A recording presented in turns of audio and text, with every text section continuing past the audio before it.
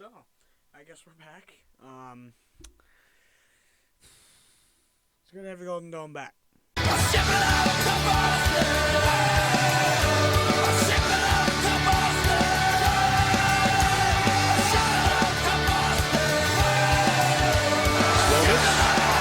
hit, and it's intercepted by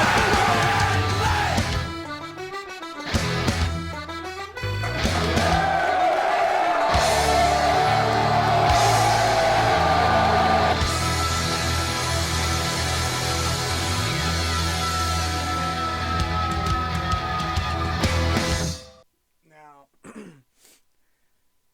Notre Dame just capped off a surprising kind of couple game streak where they knocked off Syracuse and Clemson. 4 game streak. Because they saw Syracuse a couple weeks ago, then went to UNLV, then saw Clemson, and then just played Navy. Now, Navy's a triple option school, and they're always that one team that will come back even if you think they're out of it. They do it. I don't know. Not much to say on that game. Clemson. Oh my. What was that game? Still, I don't even know. Because Drew Pine walked in, and we all thought, oh, great, this is going to go well. Drew Pine walked out, and we're all sitting here going, well, we made it. Didn't think we were going to. Notre Dame is 34-0, if I'm not mistaken, against ACC opponents in the regular season. 2 of those are Clemson the last 2 years. Or in the last 3 years. Yeah, 3-year span. Something like that, 2 or 3. And, man, does it feel good to walk into Clemson, everybody count us out, and then just go, no, we're not going to do that. Come in, win the game, come out, and pull a Kirk Cousins with somebody yelling, you like that. Actually, I had a picture that, I don't know if it went viral, but it was trending of the Notre Dame fan flipping I assume it's an old lineman because he was a 77, flipping the Clemson player off. I haven't seen opinions on it. I didn't care to look because I knew a lot of people who weren't Golden Domers were going to say, oh, that's screwed up, or that's messed up, or that's stupid, or why would you do that, blah, blah, blah. This is what happens when you have a fan base that nobody likes, because you got it. No matter who you are, you have to admit a lot of people don't like Notre Dame.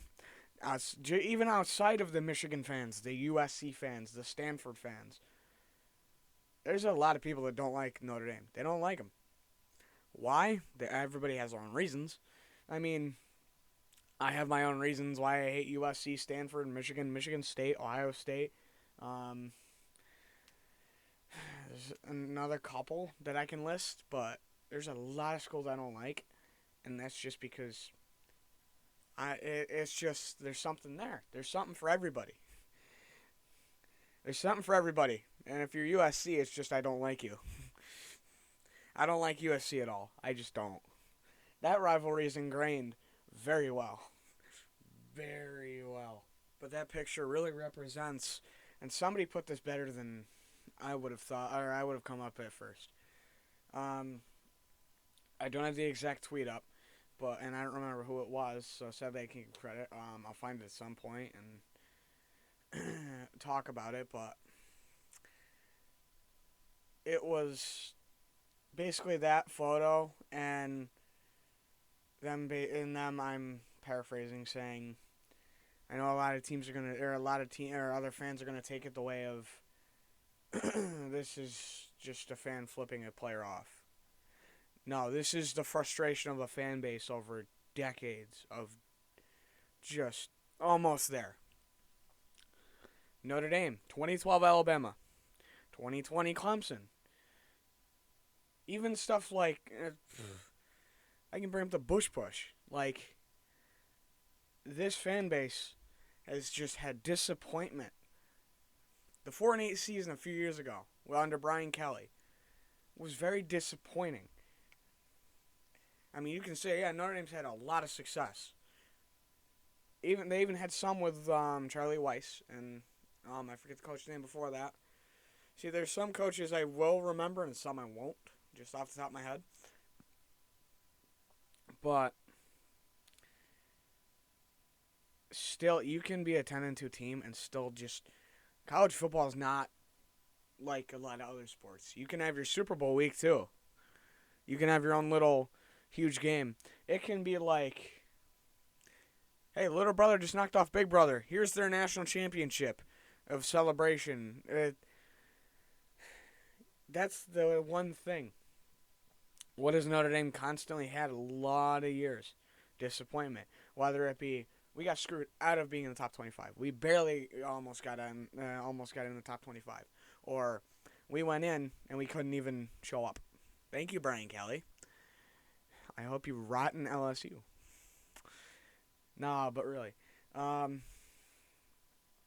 will rip on LSU a few times. Just because. I do feel like it today. It's one of those days that there's two schools I'm going to rip on, and one of them is always USC, but the other one's going to be LSU today. There's always a second. I could have put Michigan there, but I'll be nice for once. A little bit. Little nicer and a little more civilized. A little. But, still, I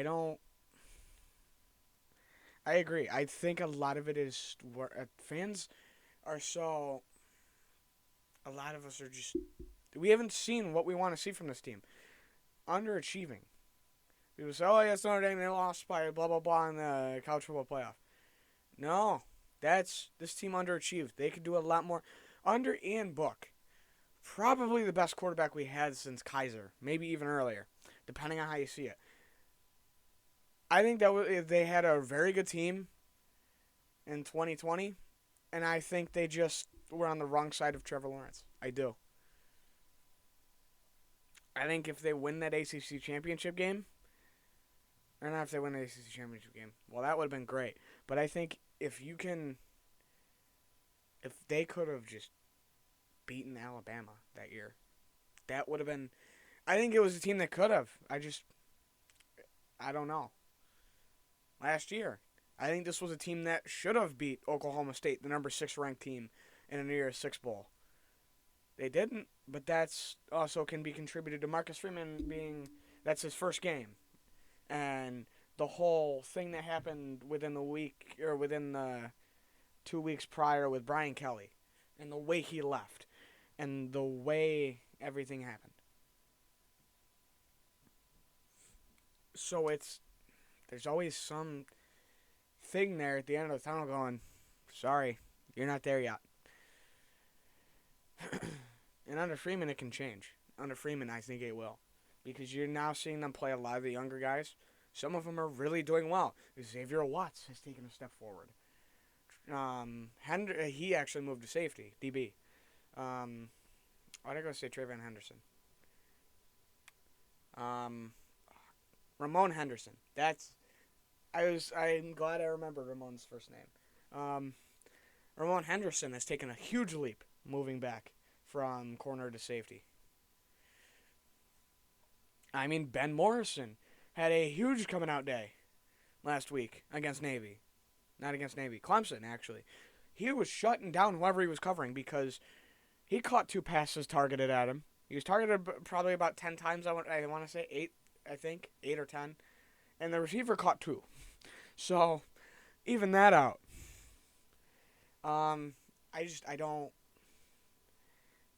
I'm hoping this team's different this year. And not this year, but under Freeman. I hope it's different. I think it can be. I think since Freeman has kind of thrown, at least it looks like he's thrown some of the playbook out since Syracuse and done something new. Good. Now we're playing to our strengths, and it's working. Are you going to lose Mayer next year? Yes. Are you going to have a rejuvenated wide receiver core by that time? Probably. Are you going to have another tight end that can step up? Holton Stays, I think, can be a 2 and can potentially develop into a 1. I know right now it would be a tandem between Evans, Barong, and whoever else is there. Whoever else would be there at that time. And you have the monster running back. Kyron's gone. So it was a 2-headed monster when Kyron was here. Kyron and Chris Tevy. Well, Tyree's going to be gone this year, but it was a 3-headed monster. And then you're going to have a 3-headed monster next year with Price, Jadarius Price. You're going to have Logan Diggs. and you're going to have Estime. I forgot his first name for a second. I can see it, I just can't see how to pronounce it for some reason in my head. But I think this team, coming in this year, is not coming in this year, going into next year, if they can build up a receiver core, it's game over for everybody else.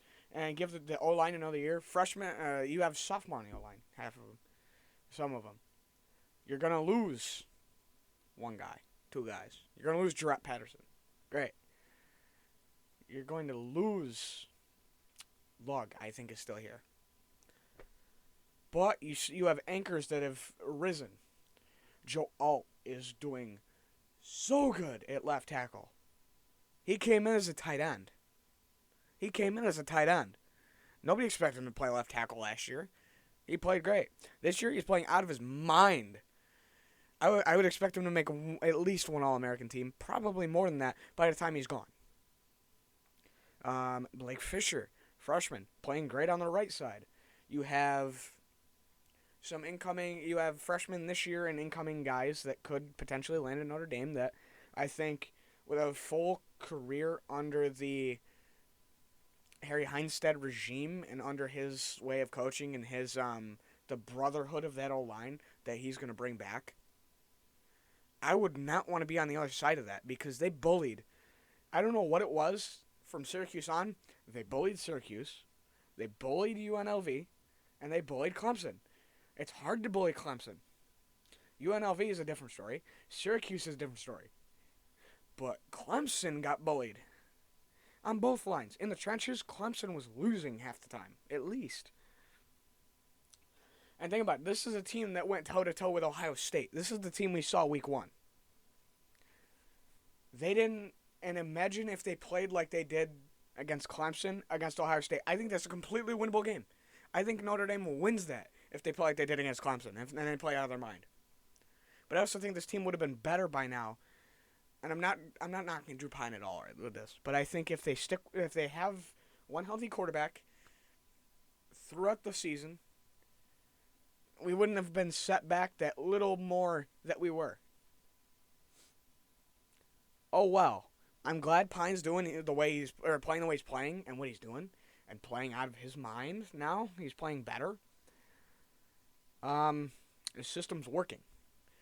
I don't know who told Reese that his job's on the line or something or whatever they told him, but whatever they did gave him a kick or lit a fire because he changed up real quick going into Syracuse. And that's when they needed it the most, was the Syracuse-Clemson stretch. Guess who's back in the top 25, people? Notre Dame. Guess who's back? And they got to play USC at the end of the year. That's going to be a tough team with Lincoln Riley coaching and the guys that came in. But here's the thing. I think Notre Dame will be ready for it. If they play like they did against Clemson, I have all the faith in the world. Because I don't think anybody can stop that three-headed monster if they play like they did and they just overpower, not only in the trenches, but then gash you with a passing attack that you won't see. Because once you draw them in, all you need is a couple RPOs or short passes to get it going. I mean, even some of the plays, like we saw the great catch from Lindsey. I still can't believe he did it. But I think this team can be so good. And the freshmen that are coming in and developing, I believe in them right now. And I think, why not? Why not? Why can't this be the next great Notre Dame team? Why can't this rival the 2012 team, the 2020 team, the Bush Push team that got screwed? Why can't this rival some of our better teams over the past 2 years?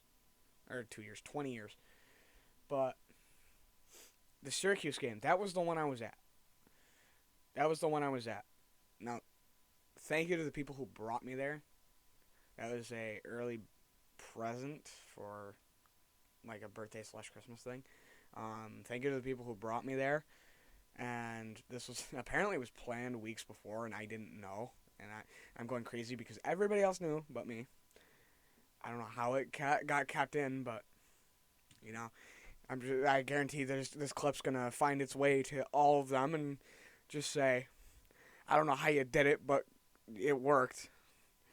Um, it was surreal being in the Dome again now when it's finished because I was there for Syracuse U of Albany last year when the Dome, right? Not last year, but last time they played. It was before the Dome was done with the stuff inside, and they hadn't been doing the work on the roof really yet. But seeing it now, it looks great. It looks great. I'll give it all the praise. And I'm still going to call it the Dome. I'm not going to call it the Carrier Dome, but I'm still going to call it the Dome. I'm never calling it the Jan. I know it as the Carrier Dome. I grew up with it as Carrier Dome. It's always going to be the Carrier Dome to me. It's never going to be the JMA Wireless Dome. That's not it. No, I don't like that. Doesn't ring like Carrier Dome did, like it does. I'm still going to refer to it as that. If I still refer to it as that in the video, my bad, but that's just how I know it. It's like calling Spectrum Time Warner. I'll do it occasionally because I grew up with it as Time Warner. And that trip, I still can't believe what happened. Because not only did it, there was a lot of Notre Dame fans. Now, before I get to what I was going to say, there was a lot of Notre Dame fans. More than I thought there would be. I was afraid that there would be, that we wouldn't travel well. Oh, we traveled well. And, with Syracuse, you only saw really, you'd only see the 43s and the 30s. I saw a couple 33s.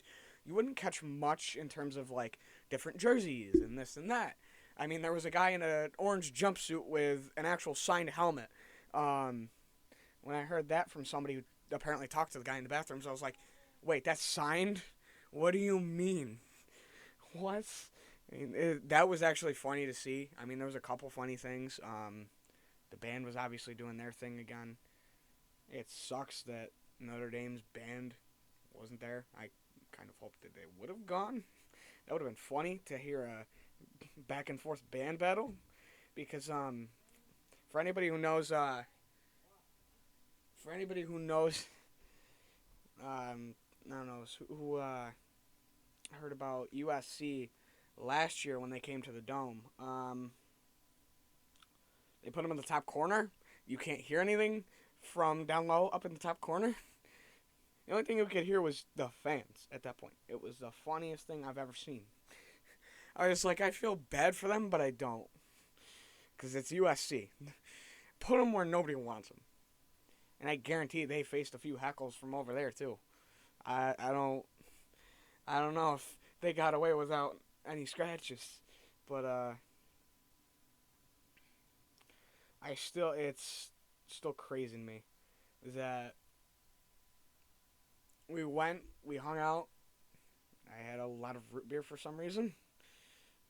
I don't know why people kept handing it to me. Not handing it to me. I don't know why I kept taking it. Because I brought a few. But yeah, that might have been a bad idea. Because that made my day fun. Because usually it'll give me a headache when I'm out and about. But I still can't believe that game went the way it did. Now you walk in, first play that happens is an interception to Brandon Joseph. I think it was Brandon Joseph. They got it and ran it back for 15 yards. They looked at each other and said, "So that's how we're starting this, eh?" And it shut the crowd right up. It shut them up so fast. Everyone quiet. All the Syracuse fans quieted down. You hear Notre Dame section just go crazy. And I was still doing my whole thing of the Go Irish on the kickoffs for the Irish. Because, I mean, we're not in home territory, but I'm going to do it anyways. Because that gets people around me a little, gets them going a little bit. I'm fine with that. And then it just took off from there. I mean, it was so funny to watch this game go as it did. Schrader played like Schrader usually doesn't. I mean, Schrader's played he's played decent since he started. I mean, when I first saw him take over for DeVito, I still think it was a bad idea to pick him over DeVito. I will say this for a long time. That was a horrible idea. And it was probably one of the funniest things I've ever seen to see them go off on him so bad, because it was, people were like, "Oh my, what is going on?" Somebody wanted him pulled. I'm like, "Come on, guy." I mean, I hate Schrader too, but really, um, I still think it should get DeVito, because DeVito, look what he's doing in Illinois. He's doing great in Illinois. He's not the best quarterback, but honestly, and he doesn't have the escapability of Schrader, but he doesn't get as scared as Schrader does. He doesn't get as much happy feet, because Schrader in that game was scared. He was running too much, and there were so many times in the pocket where he got happy feet and wasn't focusing. I'm like, he's scared. He's playing a more physical team, and he wants no part of it. If I'm anybody else, I'm sitting there going, "Come on, dude, sit in the pocket for 5 seconds. 5 seconds. One play is all we want for you to sit still." But he got afraid, and he kept running. Your escapability for a quarterback is great, but when you do it too much, or you get afraid and continue to try to be a hero, it's not going to work. You're just going to get yourself hurt, or you're going to screw your team, and it's kind of what it did. They put in I don't think he's a freshman, but he's a backup. He played good. I mean, I think part of it was Notre Dame didn't expect him to swap like that. It was apparently a concussion to Schrader. I don't know where that info came from or who got it, but it got to me somehow. And they wouldn't tell me. They just said they heard it from other people, so that's what I'm going with. I don't have a definite answer of where it came from, but hey, it is what it is. And Schrader, I don't know if Schrader really should have been the quarterback here for another year anyways. I get it. He's transferred from Mississippi State. You want your transfer to be the guy. He's not the guy. He hasn't been the guy. There's been times this year where I've watched Schrader play and do his thing and try to play hero ball, throw a pick, and I'll go, "Yep, that's Schrader for you." I'm not surprised. And what do they go through a lot? What's their main weapon? It's Tucker. Sean Tucker. They should go through their receiver one more. They don't. They really don't, and they only really rely on Sean Tucker. Well, how do you lose to Notre Dame? You rely on one guy. Because, guess who was getting there, even if the ball was out? Isaiah Foskey. Jason Adamalola. Actually, I think it was Justin. I think Jason's still hurt. One of the two is hurt. I don't remember. They both look the same. Both their names sound the same to me. I hear both sometimes. Howard Cross was getting to the backfield a couple times. Everybody was getting there. And not only that, they kept trying to run Tucker up the middle. You don't run Tucker up the middle on a more physical team. He got one good run on a bounce out on like the second drive. I remember, it looked like he wanted to go inside and bounce outside. It almost looked like a counter, a halfback counter. Bounce inside, or act like you're bouncing inside, bounce out, and take off outside the tackle. Well, he did that. He got good yardage. I mean, it was like a 2nd and 15, so he didn't get the first, but he got close. He got within 5, and I don't think they ran him to the outside more than like 4 times the rest of the game, and one of them was a pitch. So, I don't know. It was ridiculous that they said, "Oh, we have so much talent. We have one great talent at running back position. Run him up the middle with a line that's going to get stuffed every play." And Notre Dame got tired for a little bit in the 3rd, but then they all of a sudden in the 4th just snapped right back when Syracuse started to come back and said, "Okay, we're not playing this game anymore," and just started bullying them again. Well, after that, Sean Tucker couldn't run. He was averaging like 3 yards a carry. Then it got up to like 5. Then it hovered at 4 in the 3rd, late 3rd. And then by the end of the game, within a quarter, it drops to like 3-6. I'm like, how do you drop him by 4 points when he ran like 20 times? And he ran a good like 5 to 10 in that quarter. They wouldn't bounce him outside. They wouldn't pull Tucker outside, and it killed him. I think that's why Syracuse lost.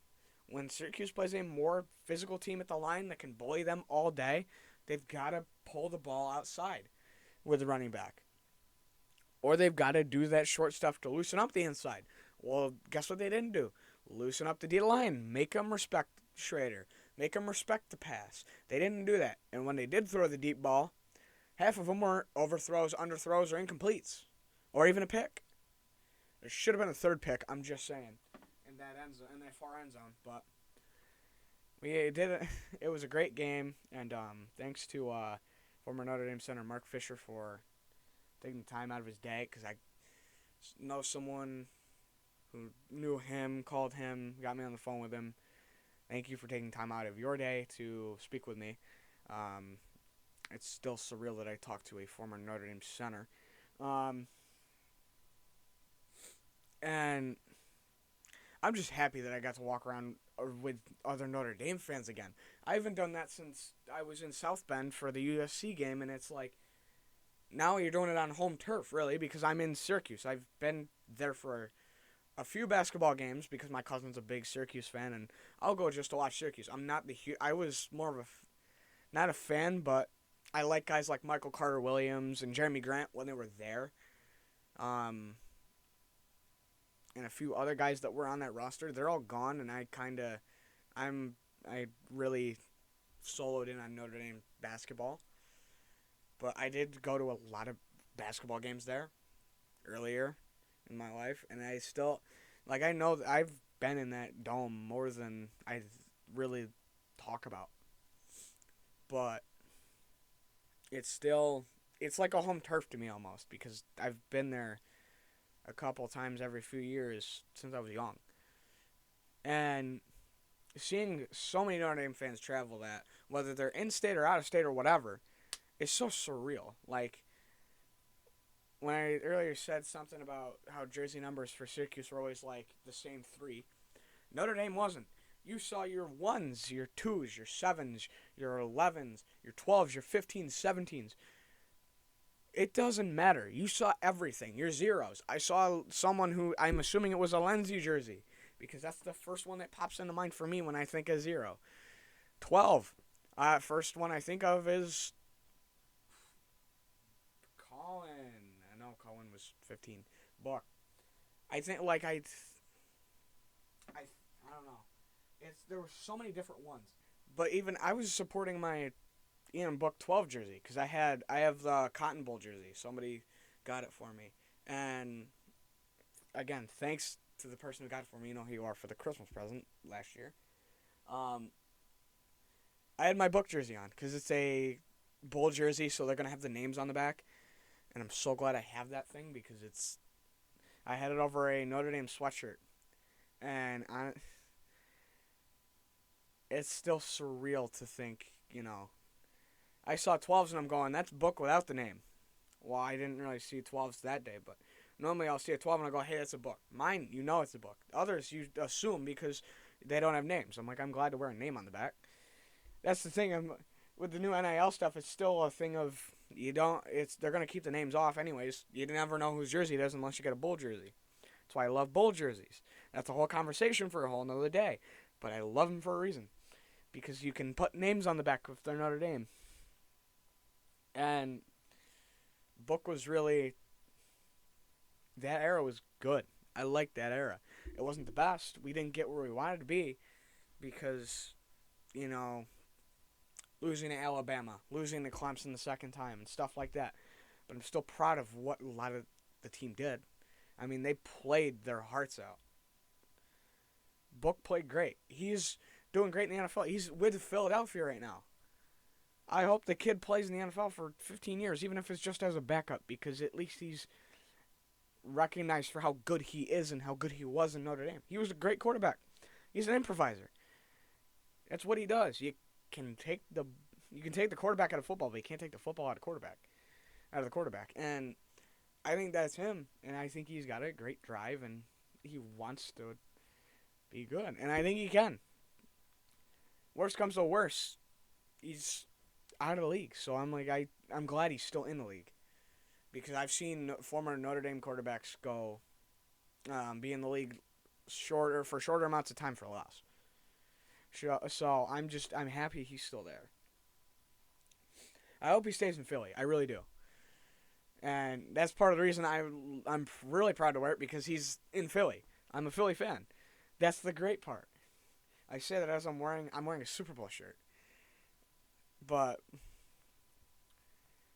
it's so surreal to think, there's so many Notre Dame fans around here with all these different jerseys and all these different things. And I actually talked to there was like 5 of them walking around with the pumpkin head things, and I think it was 2 Syracuse 2 or 2 were fans of Syracuse with them, and there was like 3 Irish fans at least. Walk by, I get to go Irish. Obviously, I'm gonna give a go Irish right back. I got a couple of those that weekend or that day. Obviously, the whole phone call thing. We ran into somebody who we were joking about teams, because it was another split. One was a Syracuse fan, one was an Irish fan, and now one of the people I was with was wearing orange. So obviously they made a split family joke, and we're going back and forth. They go, "Hey, we'll trade you, the Irish fan." And it was funny, but I love interactions like that on game days. You can't get it anywhere else. And Irish fans, to me, are some of the best to have it with, because I can joke with any of them. I will literally go there and joke with, even if it's an opposing fan, as long as it's not a rival fan that I'm not going to try to slip little jabs in with here and there. It's fun. It's just fun jokes, and there was a lot of them that day. And I can't wait till they're back in town, because I want to go to that game too. But that'll be a great day. When Syracuse plays Notre Dame, hopefully Syracuse is still just as good. Probably won't be, because it's hard to get talent here, but imagine that. That would be great, because I'd like to see Syracuse good again. And I love when Notre Dame's great and has tough opponents like that in the ACC. And it's hard to come by. Miami was supposed to be good, and they fell off a cliff for the last 2 years. Whoop-de-doo. Florida State's supposed to be great. Cliff, last 2 years. Compared to what they're supposed to be, they were not even close.